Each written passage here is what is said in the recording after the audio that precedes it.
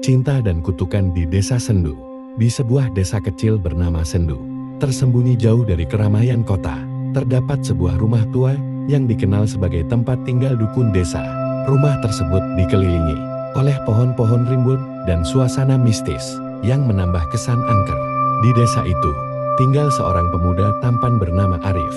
Arif jatuh cinta pada seorang gadis cantik bernama Sari, yang baru saja pindah ke desa tersebut. Sari memiliki pesona yang membuat semua orang terpesona, termasuk Arif. Namun, Sari bukan hanya sekadar cantik, dia juga memiliki sikap yang anggun dan cerdas. Selama berbulan-bulan, Arif berusaha mendekatinya, tetapi Sari tampak tidak tertarik. Melihat usaha Arif yang tidak kunjung membuahkan hasil, Arif merasa putus asa dan memutuskan untuk mencari bantuan dari dukun Pak Joko. Pak Joko dikenal karena kemampuannya dalam ilmu hitam dan sering membantu warga dengan masalah-masalah pribadi. Meskipun ada rasa takut di hati Arif, dia merasa ini adalah satu-satunya jalan untuk memenangkan hati Sari. Suatu malam, Arif pergi ke rumah Pak Joko dengan penuh keraguan. Dia mengungkapkan maksudnya kepada sang dukun.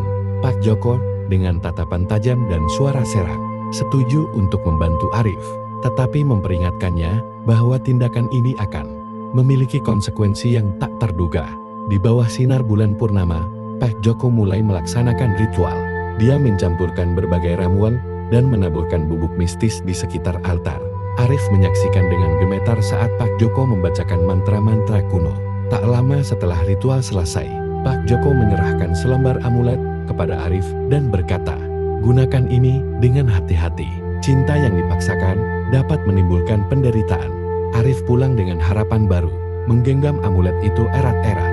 Keesokan harinya, Arif memberikan amulet tersebut kepada Sari dengan harapan agar dia jatuh cinta padanya. Sari, meskipun sedikit bingung, menerima amulet itu dengan sopan. Sejak saat itu, sikap Sari terhadap Arif berubah. Dia mulai memberi perhatian lebih dan perlahan-lahan menunjukkan minatnya. Namun, perubahan ini tidak datang tanpa harga. Beberapa malam kemudian, Sari mulai mengalami mimpi buruk yang menakutkan. Dalam mimpinya, dia melihat sosok gelap yang mengerikan. Sosok itu seringkali berusaha merenggut jiwanya. Ketika dia terbangun, dia merasa tidak nyaman dan cemas tanpa alasan yang jelas. Sari mulai menyadari bahwa dia tidak bisa lagi tidur nyenyak.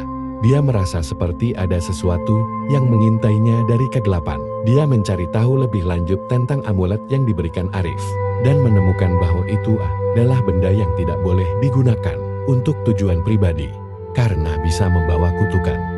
Dengan rasa panik, Sari pergi ke Pak Joko untuk meminta bantuan dukun itu dengan wajah penuh penyesalan, menjelaskan bahwa amulet tersebut bukanlah alat untuk membawa cinta, melainkan untuk menempelkan roh pengganggu pada seseorang.